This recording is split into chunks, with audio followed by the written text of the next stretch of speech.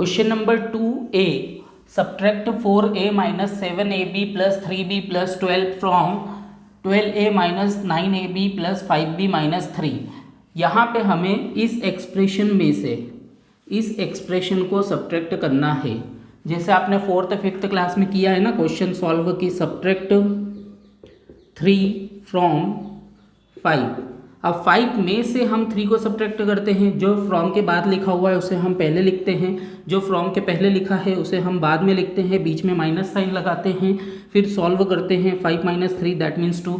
इसी तरीके से ये जो फ्रॉम के बाद एक्सप्रेशन लिखा है ये वाला, इसे हम पहले लिखेंगे, और जो फ्रॉम के पहले एक्सप्रेशन लिखा है यानी कि ये वाला, इसे हम बाद में लिखेंगे, बीच में माइनस का साइन होगा। ठीक है, जब हम माइनस का साइन लगाएंगे तो इस एक्सप्रेशन को हम ब्रैकेट में लिखेंगे और फिर सॉल्व करेंगे तो हमें आंसर मिलेगा। सबसे पहले हम इस एक्सप्रेशन को लिख लेंगे, यानी कि 12A minus 9AB plus 5B, फिर माइनस 3, फिर माइनस लगा के हम इस एक्सप्रेशन को लिखेंगे ब्रैकेट के अंदर। 4A minus 7AB plus 3B plus 12 bracket close. अब आगे सॉल्व करेंगे।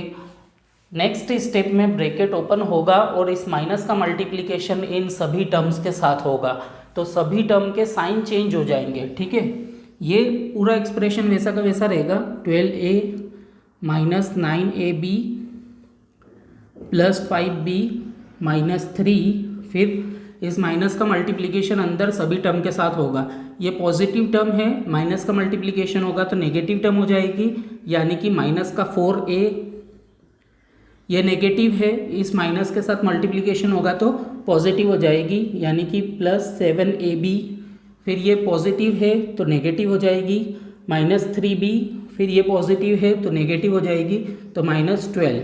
ठीक है, ये A वाली टर्म है।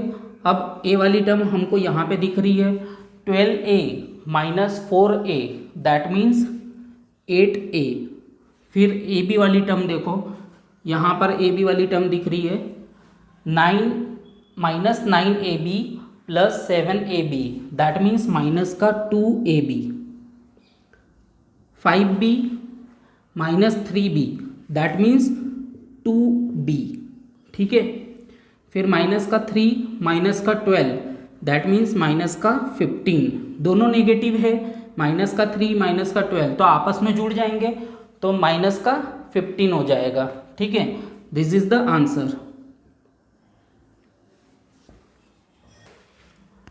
Question number 2B, subtract 3xy plus 5yz minus 7zx from 5xy minus 2yz minus 2zx plus 10xyz। ठीक है, इस एक्सप्रेशन में से इस एक्सप्रेशन को सब्ट्रैक्ट करना है। तो सबसे पहले हम फ्रॉम के बाद जो एक्सप्रेशन लिखा है उसे लिख लेंगे।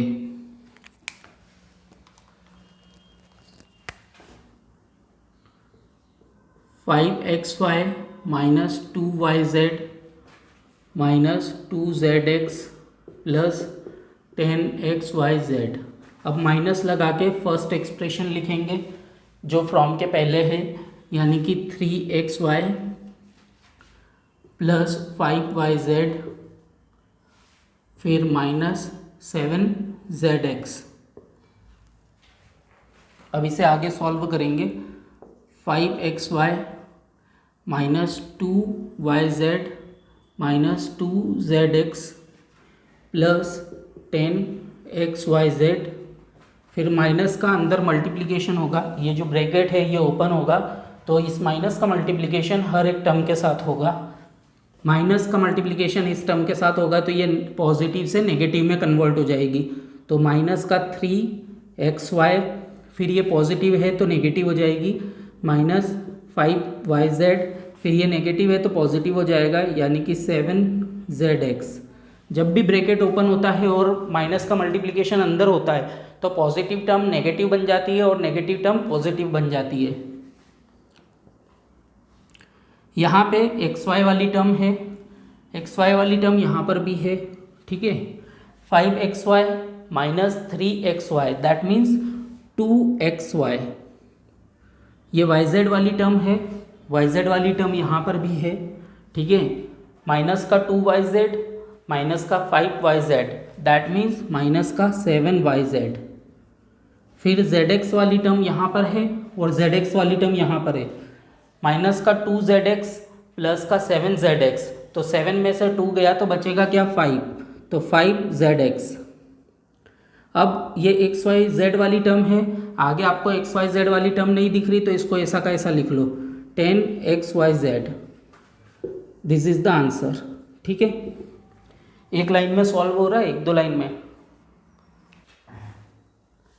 Question number 2C, subtract 4p² minus 3pq plus 5pq square minus 8p plus 7q minus 10 from 10 minus 3p minus 11q plus 5pq minus 2pq square plus 5p square q, ठीक है। ये वाली जो एक्सप्रेशन है, इस एक्सप्रेशन में से इस एक्सप्रेशन को सब्ट्रैक्ट करना है।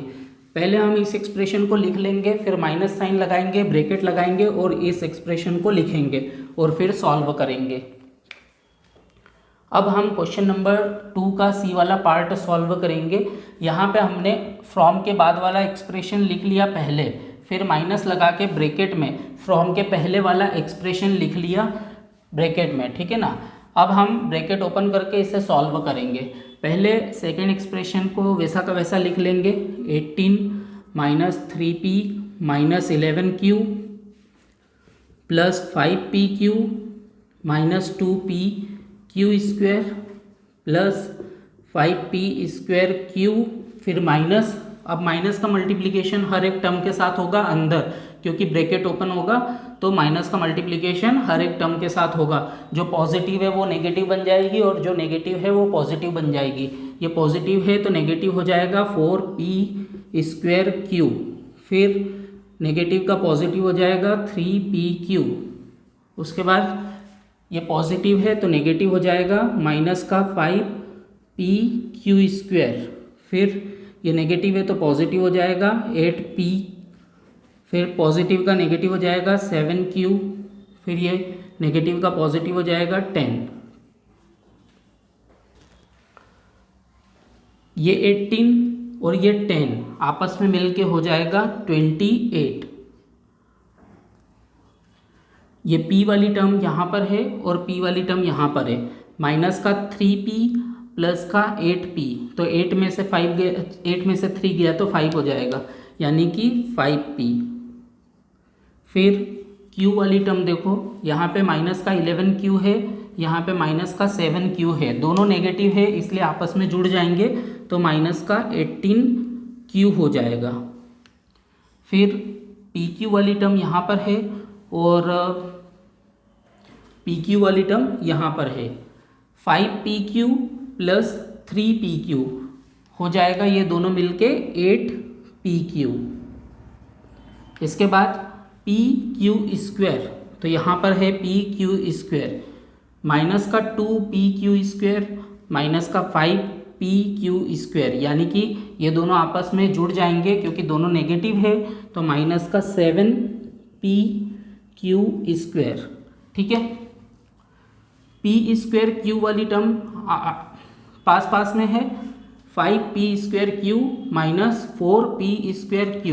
5 में से 4 गया तो 1 बचेगा, 1 को लिखने की ज़रूरत नहीं है, डायरेक्ट हम लिखेंगे p स्क्वायर q, ठीक है। सारी टर्म सॉल्व हो गई है। सो ये हमारा फाइनल आंसर है। इसको आप जमा के लिख सकते हो, आप चाहो तो टर्म्स को आगे पीछे करके जमा के लिख सकते हो। ये आंसर है, चाहो तो यहीं पे छोड़ दो, चाहे तो एक स्टेप और सॉल्व कर लो कि इसे जमा के लिख लेंगे। p स्क्वायर q, पहले मैंने ये वाली टर्म यहाँ पे लिख ली, फिर माइनस का 7pq स्क्वायर ये वाली टर्म लिख ली। अब ये वाली टर्म लिख लेंगे प्लस 8pq, फिर ये वाली टर्म माइनस का 18q, फिर ये वाली टर्म प्लस 5p, फिर ये वाली टर्म यानी कि प्लस का 28। This is the answer. आपके बुक में ये आंसर दिया हुआ है, लेकिन अगर आप यहाँ पे भी छोड़ देते हो आंसर लिख के तो ये भी करेक्ट है, ये गलत नहीं है, ठीक है। यहाँ तक सॉल्व करोगे तो भी पूरे नंबर मिलेंगे, एक स्टेप आगे सॉल्व कर दोगे तो और अच्छा दिखेगा आपका आंसर।